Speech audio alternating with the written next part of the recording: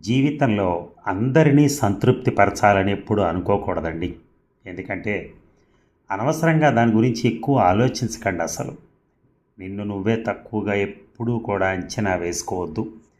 మార్పుకు భయపడొద్దు. గతంలో జీవించటం మానుకోండి. అంటే ఏమిటి, అందరినీ సంతృప్తిపరచాలని మనం చూడకూడదు. అలాగే అనవసరంగా ఎక్కువగా దేన్ని ఆలోచించకూడదు. నిన్ను నువ్వే తక్కువగా ఎప్పుడూ అంచనా వేసుకోకూడదు.